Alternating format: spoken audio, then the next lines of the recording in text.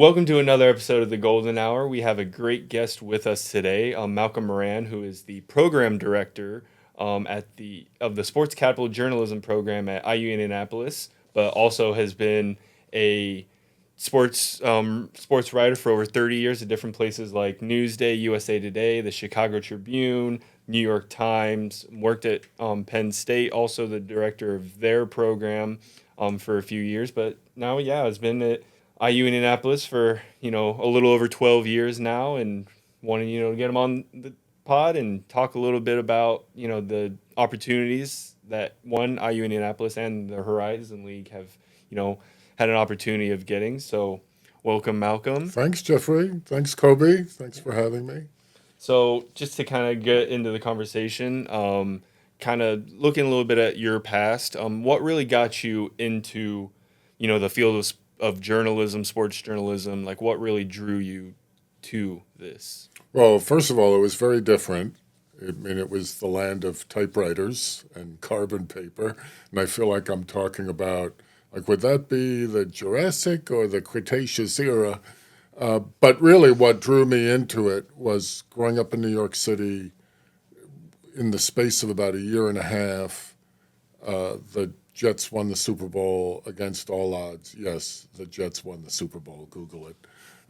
Beating the Baltimore Colts I don't know if statistically it's the greatest upset in Super Bowl history, but given the relationship between the NFL and the old American Football League and how the Jets and other AFL teams were looked down upon as playing in a Mickey Mouse league, I mean, it was an enormous upset and really changed the NFL because after two Super Bowl blowouts, it gave credibility to the format of having the AFL and then eventually the AFC team against the NFL or eventually the NFC.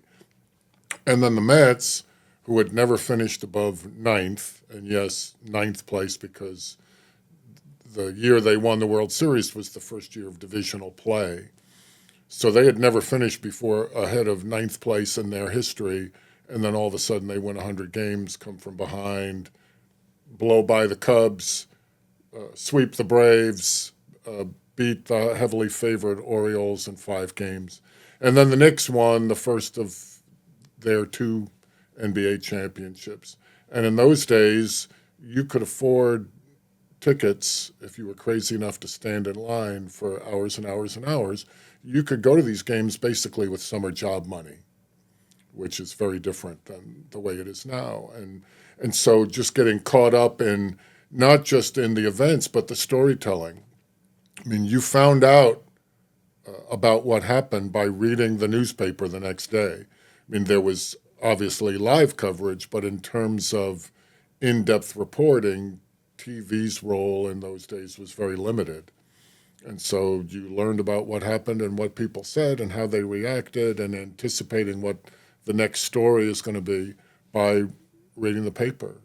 Awesome, and I mean, a lot has definitely changed since then. But you go to Fordham University, and you learned a lot, obviously there. And then kind of getting into the post graduation and stuff. What were some of the key opportunities you felt like really helped you evolve and really dig into this industry that that were really just great for your life? Well, one thing that happened, and before people used the term crossing platforms, I was crossing platforms. And I looked at it basically as a math problem. The more skill sets you can develop, the more marketable you were going to be, and the better chance that some door would open somewhere. So I worked for the Ram, which was the print edition then was twice a week. But there were two future Pulitzer winners on the staff when I was in school. Believe it or not, I was not one of them. But Loretta Tafani, when she was at the Washington Post, went on to win a Pulitzer, and the late Jim Dwyer, who was at Newsday and then the Times, would eventually win a Pulitzer. And so it was really high level, high expectations. which helped me. And then I also worked at WFUV, which has become, kind of a clearinghouse for any number of people who have become prominent in the industry, whether it's Mike Breen, Michael Kay, Ryan Rucco, Spiro Ditas, I mean, Chris Carino, you could just go on and on. I made the right turn into print, mostly because Fordham had an internship at Newsday. And for one day a week in the fall of my senior year, I was considered a regular reporter and was mostly high school stories. But late in the year, when I suspect they began to trust me a little more, there was a story that was tossed on my desk that the Giants, who had played at Yale Bowl while Yankee Stadium was being renovated and Giant Stadium was under construction, after the Yale Bowl experience wasn't very good for them, they decided they were going to play one season at Shea Stadium in 1975, which meant for the first time one facility would host two Major League Baseball teams and two National Football League teams. Yankees, Mets, Giants, and Jets would all play at Shea for that one year, which was a significant story. First time on the back page, which was a big deal. And then when that semester ended, they kept me on as a part timer, which was mostly office work. But as I've pointed out in class, I mean, that was some of the most important experience I got. Because, for one thing, nobody ever had to tell me about the importance of making a deadline because I saw what happened when people didn't, whether it was their fault or not their fault. I mean, I saw the way the dominoes would fall in all different directions, even if one story was 15 minutes late. But it also gave me a chance to watch people who were so good at what they did dealing with stress. And I might see one guy who, away from the office or even in the office in less stressful moments, would be a great guy, but he would get all bent out of shape at a moment of high stress. And I would see somebody else that would anticipate a situation and call a reporter on the road and just say, hey, I just wanted to give you a heads up, 11 o'clock, right? If you need anything, just let me know. We're good at our end. Talk to you later. And just do it with a sense of calm, even though things were amping up and becoming more stressful. And that was the kind of person I wanted to model my behavior after. And just to have that modeling on a daily basis and just learning the importance of being a good teammate. Like all those things that people on athletic teams learn, I mean, that also applies in an office. And so even though I think after the raise I was getting $2.94 an hour, but it was such a valuable time. I mean, I remember walking in one day and two reporters who I really respected, Dan Lauk and Bill Knack, who unfortunately neither one is still with us. But one of them was in the process of writing about a 3,000 word story. And the other was sitting nearby, and they were having this animated conversation about whether there should be a comma or a semicolon in a particular place in a 3,000 word story. And it was a good-natured conversation, but neither one is giving ground. And I remember standing there and watching them both have this conversation and thinking, there are people paying big money to go to graduate school, and they're not getting this. And I'm getting paid $2.94 an hour.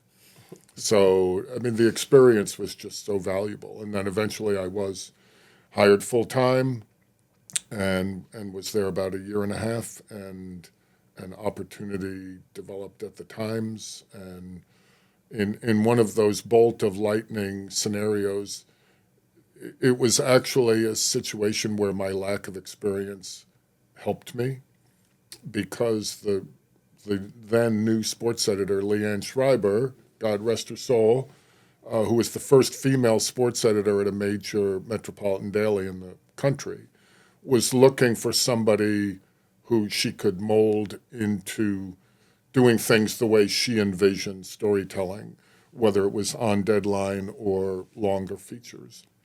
So there were far more qualified people, even just at Newsday, who wound up working for the Times eventually. But I was her first hire, and I mean, I'll always be grateful for that because it truly isn't humble pie or false modesty. I mean, I was in way over my head when I started, but with her guidance, I I learned her vision of how stories should be told, and I was there for 19 years. So I mean, I think I was a pretty good choice. I would say you were a pretty good choice, and you're there for 19 years.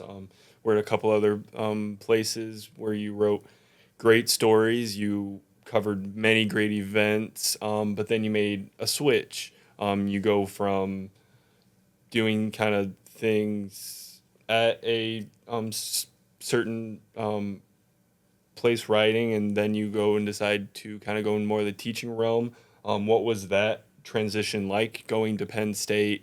And then did you ever really think you would be a professor? I always had an interest in doing it, but I never thought I would be able to just because of how unpredictable the travel schedule was.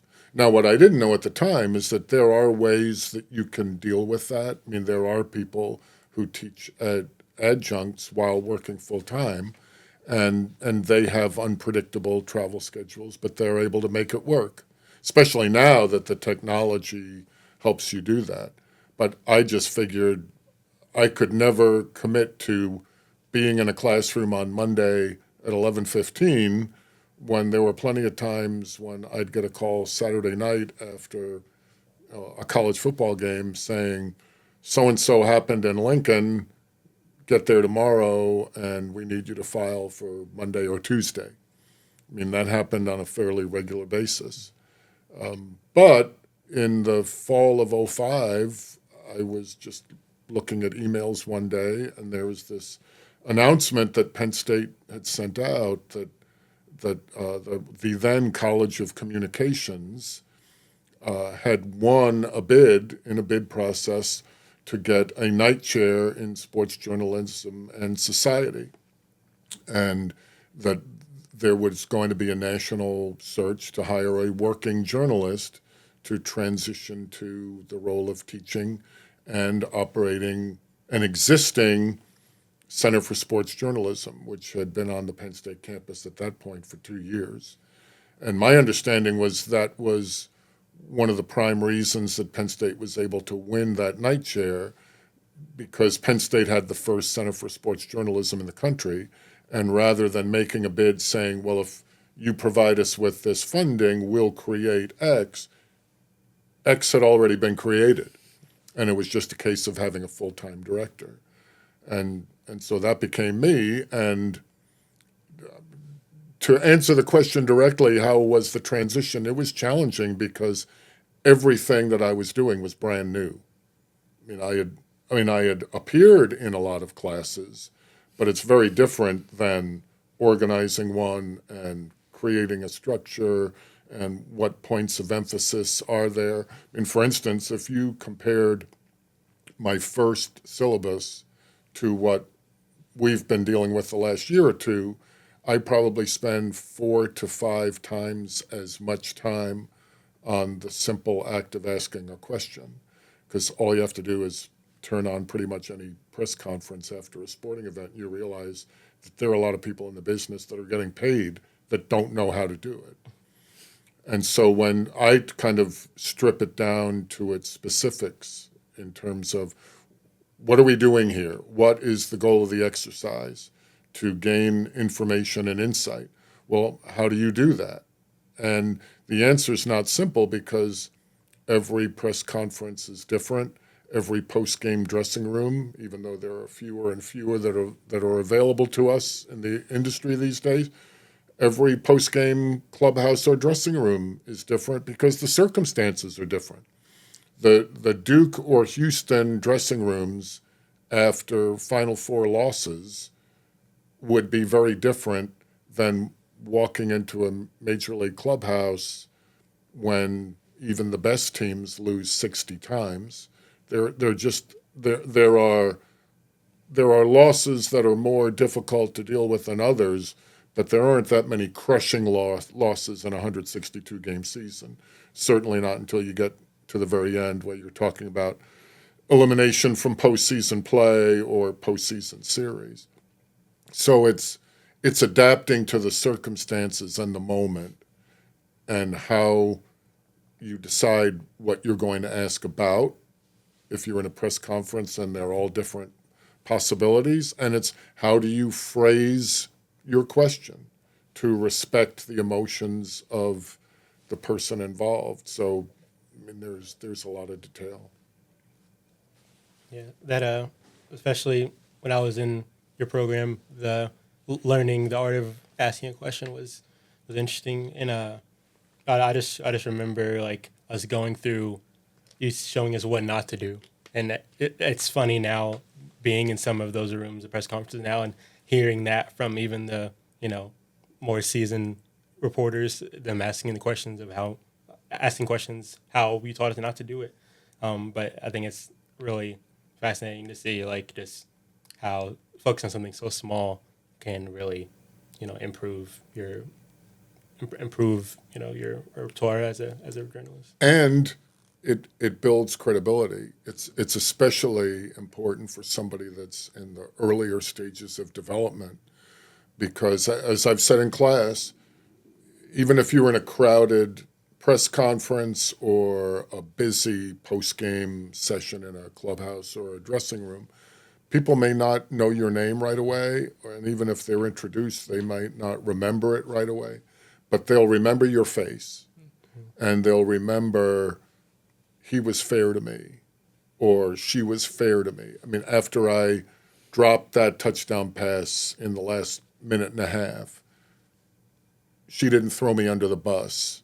I mean, she recognized my disappointment and treated me fairly.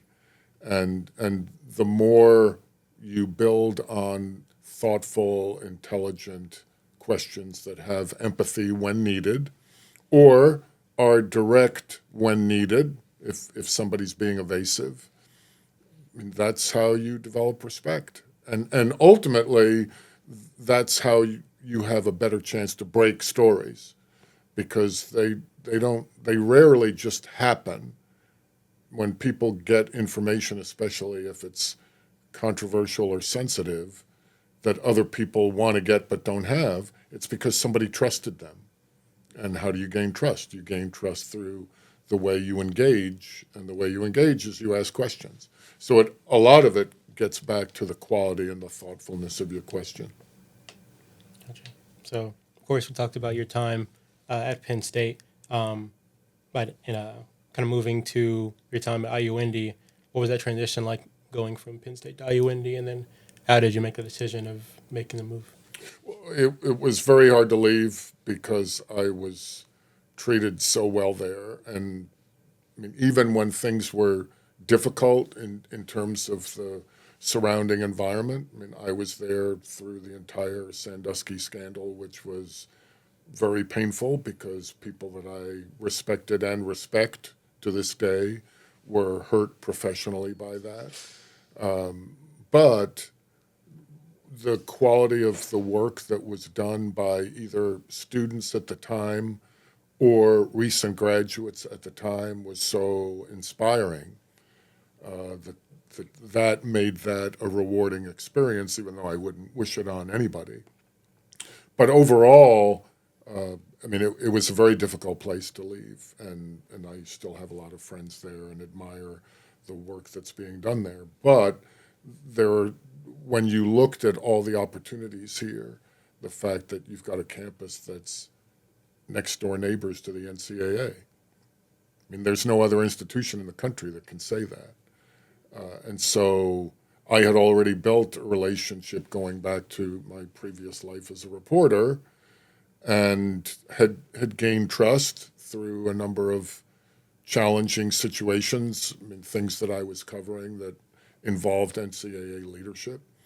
And so it was a pretty easy transition to collaborating on different things, whether it's getting credentials for students to cover the Final Four or different opportunities that we could create, students interning there or students working on projects. I mean, up until this semester, I mean, there are students that have had an experience with NCAA staffers of all different kinds.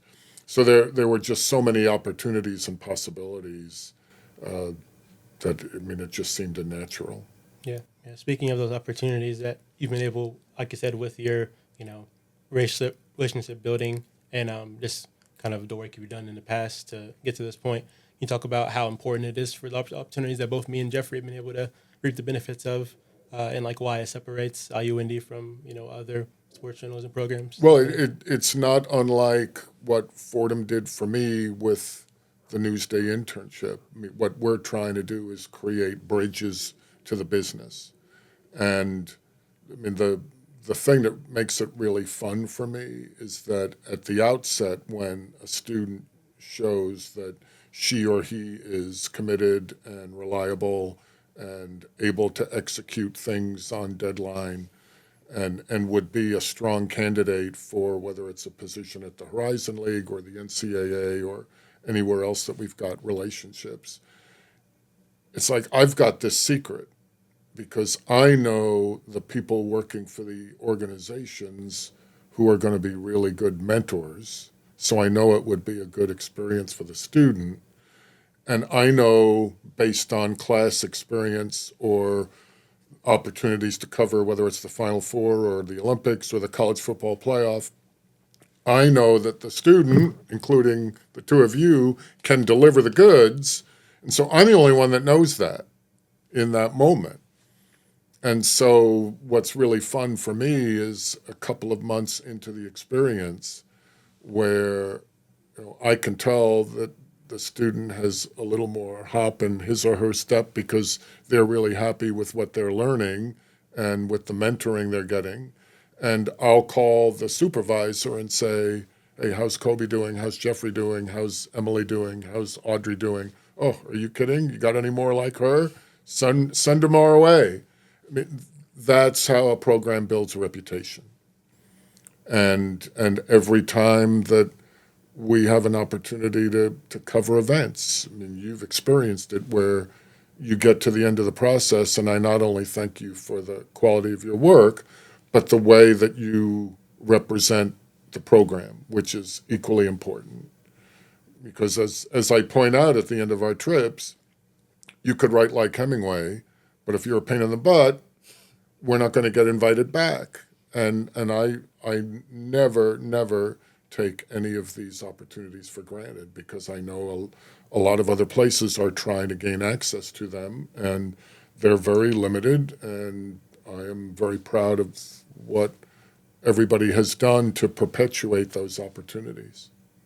Yeah. So, well, of course, both of us know the story of how our partnership with the Horizon League and IUND Sports Capital Journalism program came to be, but can you tell the people kind of how this partnership was created and kind of how it's taken off from here?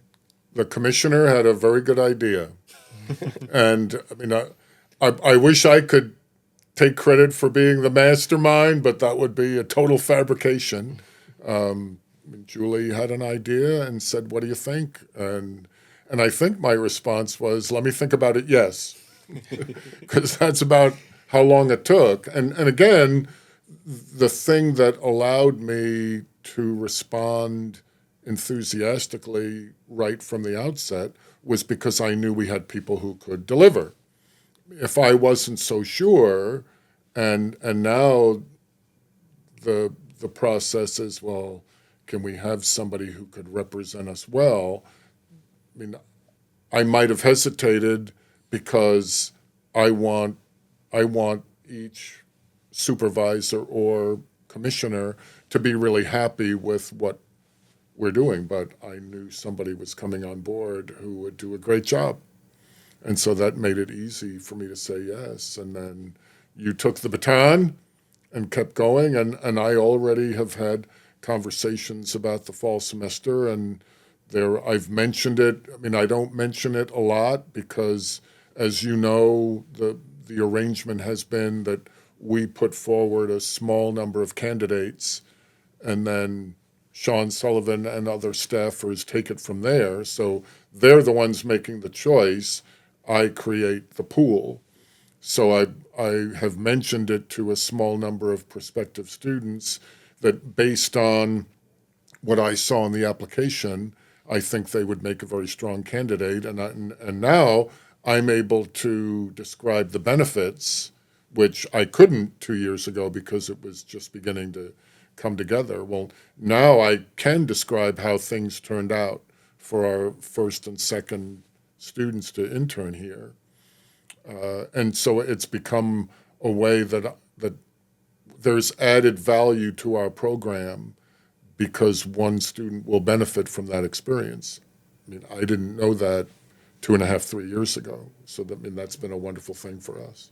Yeah, well, yeah. I think we can all give a big thank you to Julie for that idea, but also to you for kind of fostering that relationship before it even blossomed to what it is now. But and for believing in us, of course. Well, and the additional credit that I think is important is that one of the things I've learned in my 19 academic years, which is a very scary statistic, is that there are a lot of conferences and institutions and organizations that like to trumpet the fact that they're student-centered.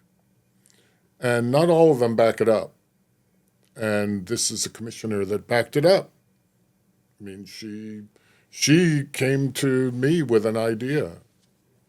I'm sure there are all kinds of things occupying her thoughts and concerns and day-to-day commitment. I mean, she didn't have to extend herself like that for an institution's students to benefit, but she reached out. And that, I mean, that to me is a definition of being student-centered, creating that kind of added value in an experience. And yes, it's been good for the league too. It's been great for both partners. But to me, that's a definition of being student-centered when you're creating opportunities like that. Definitely. Well, before we get to our last fun question here, anything you want to share about what's on the horizon, pun intended, for your program? I am always looking down the road at different opportunities, and I have to be careful about what I say because it is a competitive business, and there are other places that might be interested in some of them. But I mean, I think if you look at what we've done, especially in the last decade, where our opportunities have been local, regional, national, international. And the fact that we had 2 students covering the Olympic Games for the U.S. Olympic and Paralympic Committee website, and not only covering the Olympic Games, but and this was all due to Hannah Barton and Maddie Chandler earning the trust. There's that word trust again.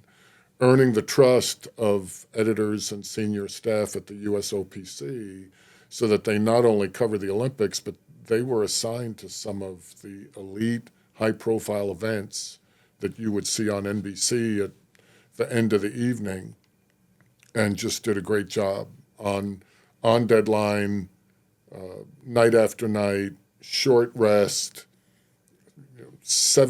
basically 17 straight nights of getting through and getting back to the hotel anywhere from 12:30 a.m. to 1:30 a.m. and then getting up and doing it all again the next day. I mean, that's not easy, and it the thing that I remember realizing at the end of the experience is that very early on, it was no longer a case of me supervising students. And it felt much more like working with colleagues that had been doing this for 10, 15, 20 years. And so any opportunities like that I can create going forward, I mean, that's a big part of the fun of doing what I do. Yeah, we obviously have loved having those, opportunities, being in the program. But before we end things, we on all of our episodes, we end it with a start bench cut. And so, with how much you have covered over the years, we thought it'd be fun to do a start bench cut of the MLB World Series, NCAA Final Four, and then the Rose Bowl. So, if you had to put those in an order of what you would start bench cut, hopefully So not too hard. in order of experiences, Yeah, Yeah, as far I as guess like of your experiences covering them, like if you had to put them in, the start bench cut order, what would you do for those three events? I would say Final Four first because every year you have a chance of one of three games being memorable. This year we hit the jackpot and all three were memorable, which is pretty rare. But the odds are more in your favor that you're going to see an unforgettable moment. I would say Rose Bowl a close second because there's no place quite like Pasadena at 2 o'clock Pacific on New Year's Day. And just as nice around the middle to the latter part of the third quarter when the sun is going down and you see the reflection of the sunset on the San Gabriel Mountains to the left on the other side. I mean, if you get a clear day, excuse me, which most of the time on New Year's Day in Pasadena you do, there's really no backdrop quite like it. And the World Series again, if whether it goes 4 or whether it goes 7, your chances of seeing something memorable increase. When you think of memories like the '01 World Series in the Bronx, a short time after the attacks on the World Trade Center, with all the emotion, President Bush the Younger throwing a strike while wearing a flak jacket underneath his fire department warm-up. We didn't know it at the time, but when he was warming up under the stands, Derek Jeter, who was then the captain of the Yanks, came by to wish him luck and said, "Don't bounce it, they'll boo you." And then the way the Yanks pulled rabbits out of their hat at the end of games 4 and 5, and wound up losing a 7-game series, but those were some of the most memorable games ever. So all three are great events, but if I had to put them in order, that would be it. Awesome. That's a hard one to do, but we appreciate you coming on and talking to us and everything you've done for us as well. So we thank you tenfold for those, and thanks for everyone for tuning in, and we'll see you on the next one.